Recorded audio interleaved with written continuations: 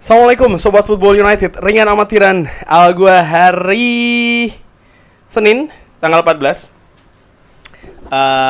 Gue bikin konten ini siang hari. Kali ini gue ingin ngobrol ringan. Jadi kan hari Selasa dini hari Manchester United akan memulai petualangan menurut gue musim depan di Premier League. Tentu saja Manchester United sudah melakukan pre-season. Tim-tim lain juga bahkan dari hari Jumat malam seperti Manchester City ya kan, lalu semalam tuh ada big match Chelsea menghadapi Liverpool 1-1. Kebanyakan tim dari Premier League sudah memulai petualangannya. Gue sendiri juga sudah membuat video mengenai perkiraan ya Premier League akan seperti apa peringkatnya. Gue juga sudah membuat harapan gue, bukan perkiraan ya, harapan gue mengenai Manchester United akan seperti apa perjalanannya di musim kompetisi 2023-2024. Nah, kali ini gue ingin ngobrol ringan. Sekali ini gue akan memberikan prediksi ringan amatiran ya. Akan memberikan prediksi ringan amatiran Manchester United itu musim ini di kompetisi-kompetisi yang dilalui akan sampai kemana. Lalu juga performa dari pemainnya akan seperti apa. Gue akan membahas nanti tentang siapa yang gue perkirakan akan menjadi player of the season, top skornya siapa, top assistnya siapa, pemain muda yang paling bersinar nanti siapa, kejutan menurut gue nanti akan siapa. Lalu juga pemain yang mungkin akan mengkhawatirkan perkembangannya itu seperti apa. Lalu juga rekrutan sampai dengan sejauh ini siapa nanti yang akan bersinar, paling bersinar itu siapa. Oke, pertama langsung aja Premier League. Premier League gue harapkan pada saat itu Manchester United bisa finish di 4 besar dan bahkan menjadi pesaing, ya kan, memberikan tekanan kepada juara Premier League. Gua perkiraan secara ringan amatiran melihat dari situasi squad dari Erik ten Hag, pesaing-pesaing juga yang sudah bertanding tentu saja, perekrutan yang mereka lakukan, persiapan yang mereka lakukan, apa yang mereka capai musim lalu, gua perkirakan langsung Manchester United bisa finish sebagai runner up. Kalau Manchester United bisa konsisten, mengulangi konsistensi ketika menghadapi tim-tim papan tengah, papan bawah seperti musim lalu ditingkatkan konsistensi itu ketika menghadapi tim-tim papan atas, di mana musim lalu Manchester United tidak maksimal ya di faktor tersebut, gua yakin Manchester United bisa finish di runner up. 10 pertandingan awal menurut gua ini menjadi tolak ukur yang penting. Manchester United akan menghadapi pertandingan menghadapi Wolves, lalu juga dalam 1 bulan ini akan menghadapi beberapa lawan yang menurut gua berat, katakanlah seperti misalnya menghadapi Arsenal. Lalu Manchester United juga secara keseluruhan yang menurut gue selain menghadapi Arsenal, praktis sampai dengan bulan Oktober mungkin di pertandingan kedua tandang menghadapi Tottenham Hotspur, hanya 2 itu saja menurut gue. Dan menghadapi Tottenham Hotspur sebenarnya Manchester United punya peluang yang besar juga untuk memperoleh hasil yang maksimal. Pun juga ketika menghadapi Arsenal menurut gue, kedua tim ini sudah bertemu di pre-season ya kan, dan 10 pertandingan awal ini sangat menentukan startnya bagaimana Manchester United. Kalau Manchester United bisa sapu bersih, meraih kemenangan, menurut gue ya ini akan menjadi dasar atau fondasi yang sangat baik itu secara hitung-hitungan poin dan juga secara psikis. Champions League, tadi sudah ya, Premier League gue perkirakan runner up. Champions League, gue perkirakan Manchester United akan bisa berjalan jauh, melangkah jauh. Memang belum ada undian, tapi group stage gue perkirakan Manchester United akan lolos. Di musim lalu di Europa League menurut gue penampilannya sangat luar biasa di group stage ya, walaupun sempat kalah ketika menghadapi Real Sociedad tapi mampu membalas ya kan. Dan gue perkirakan di Champions League Manchester United akan berjalan jauh sampai dengan quarter final. Tentu saja gue sangat senang sekali kalau Manchester United bisa melangkah lebih jauh lagi sampai dengan final ataupun juara. Tapi secara ringan amatiran, objektif gue nih ya, mungkin gue juga bisa salah, tapi gue memperkirakan Manchester United akan finish di quarter final. Tim-tim raksasa di Eropa yang lebih mapan, menurut gue lebih punya pengalaman, lebih punya kesiapan yang mungkin lebih bagus secara teknis. Tapi Manchester United gue melihat juga belum berada di level seperti itu. Tapi Manchester United tetap bisa melangkah jauh. Piala Carabao League Cup ya, EFL Carabao Cup, FA Cup, sama-sama gue perkirakan Manchester United akan bisa melangkah sampai final. Dan ini sekali lagi di dua turnamen ini Manchester United punya peluang menjadi juara.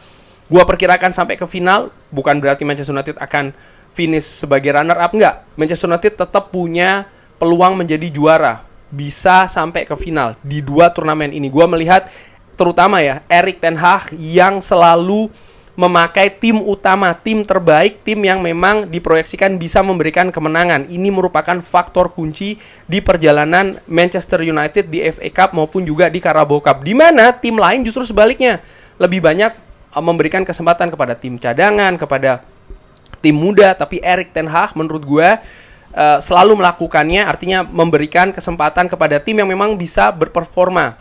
Kemenangan itu yang dicari seperti musim lalu, dan ya musim lalu dengan sistem seperti itu Erik ten Hag mampu membawa Manchester United sampai dengan ke final di Carabao, menjadi juara dan juga runner up di FA Cup. Kedalaman squad tentu saja itu menjadi pertimbangan utama ya, dan gue melihat kedalaman squad Manchester United kali ini lebih bagus dari sisi kuantitas dan juga kualitas sejauh ini ya di squad yang ada, sehingga gue perkirakan Manchester United akan bisa maju sampai ke final dengan peluang menjadi juara di salah satu atau bahkan keduanya. Player of the season, pemain musim ini untuk musim depan ini gue perkirakan akan diraih oleh Bruno Fernandes. Sekarang menjadi kapten permanen di Manchester United, perannya menurut gue sangat luar biasa. Erik ten Hag nampak memang memiliki konsep ya, pemain ini akan dijadikan pemain yang vital dengan berbagai peran, bisa di sayap kanan, bisa pemain nomor 8, bisa nomor 10. Dan gua perkirakan dengan diresmikannya dia sebagai kapten akan semakin membuat penampilan Bruno Fernandes lebih bagus lagi. Tentu saja ada hal-hal yang harus diperbaiki di atas lapangan, seperti mungkin emosional ya kan, itu harus agak sedikit diredam. Tapi menurut gua secara teknis Bruno Fernandes akan menjadi player of the season dengan key passesnya dia yang luar biasa dan juga assist-assistnya nanti. Top scorer ada Rasmus Højlund, ada Anthony Martial maybe ya kan, tapi gue perkirakan balik lagi Marcus Rashford, penyerang ini akan menjadi top scorer dari Manchester United. Penampilannya musim lalu luar biasa, musim ini kalau dia tidak ada terhalang cedera, menurut gue tetap akan menjadi mesin gol dari Manchester United. Dengan adanya Rasmus Højlund tentu saja ada sistem permainan yang berbeda, tapi kemampuan mencetak gol, gue lihat dari lini depan Manchester United belum ada yang menyamai atau bahkan sedikit mendekati Marcus Rashford yang gue perkirakan akan menjadi top skor. Top assist, Bruno Fernandes gue pikir akan menjadi pemain yang banyak memberikan assist untuk musim depan, seperti musim lalu menurut gue ya secara ringan amatiran. Dan dipercayanya Bruno Fernandes sebagai kiper, sebagai skipper ya, artinya menjadi kapten, menurut gua akan memberikan peluang ataupun kesempatan yang lebih tinggi lagi dimainkan Bruno Fernandes ini di beberapa di semua kompetisi, bahkan ya di banyak pertandingan, sehingga dengan kemampuan yang ada teknis terutama, gua perkirakan Bruno Fernandes akan menjadi top assist. Young player ada Kobbie Mainoo, ada Alvaro Fernandes, tapi gua perkirakan Alejandro Garnacho, pemain yang akan semakin matang lagi, akan semakin dewasa lagi. Mudah-mudahan tidak ada cedera seperti musim lalu yang membuat dia absen di beberapa pertandingan ya kan. Gue harapkan di musim depan dia lebih banyak tersedia, sehingga dengan penampilannya akan lebih bagus lagi di musim depan. Dan gue prediksi akan menjadi Young Player of the Season untuk Manchester United. Top surprise, kejutan, Jadon Sancho. Mungkin ini banyak ya yang tidak sepakat dengan gua, nggak masalah, tapi gua perkirakan Jadon Sancho di musim kompetisi musim depan dengan peran yang berbeda, artinya dia bisa lebih banyak bermain di banyak posisi, dan dengan situasi dia harus membuktikan ini ya musim depan. Menurut gua setelah musim lalu dengan berbagai gejolak sempat diberikan support dan dukungan oleh Erik ten Hag ya kan, diberi absen sekian bulan, dan musim depannya akan menjadi musim pembuktian. Di preseason yes belum optimal, tapi gua perkirakan Jadon Sancho semoga bisa lebih bagus di musim resmi nanti ini, sehingga gua perkirakan akan menjadi top surprise. Biggest worry, kekhawatiran gue justru kepada seorang Mason Mount. Pemain ini didatangkan dari Chelsea, harga ya lumayan ya 50-an juta. Dikabarkan sudah diamati oleh Erik ten Hag semenjak di Vitesse Arnhem di Eredivisie, pernah dipinjamkan oleh Chelsea ke sana, tapi dari apa ya, pre-season perannya ini kan berbeda dengan sistem permainan dengan sebelumnya di Chelsea, dan menurut gua mungkin dia akan membutuhkan waktu adaptasi. Gua melihat juga bagaimana diberikannya dia nomor punggung 7 ini sering sekali menjadi apa ya, semacam kayak beban bagi para pemain yang mendapatkan nomor punggung 7 selama beberapa musim. Tidak banyak yang berhasil, tapi tentu saja itu dari sisi non teknis karena banyak faktor psikis dan juga mental yang menurut gue bisa mempengaruhi penampilan dari seorang Mason Mount. Mungkin musim depan masih musim adaptasi. Gua harapkan dia bisa cepat-cepat ya melalui itu, tapi itu akan menjadi apa ya, worry terbesar gua lah bagi penampilan seorang Mason Mount musim depan. Dan signing of the season, gua perkirakan seorang Andre Onana dengan tipe permainan kemampuan yang berbeda yang tidak dimiliki oleh kiper sebelumnya David De Gea. Gua perkirakan Andre Onana ini akan menjadi signing of the season. Artinya dia akan memiliki peran yang vital, tapi juga bisa berperforma dengan bagus, terutama di lini kiper, lini pertahanan Manchester United, bukan hanya dari saving-savingnya, tapi juga dari build up.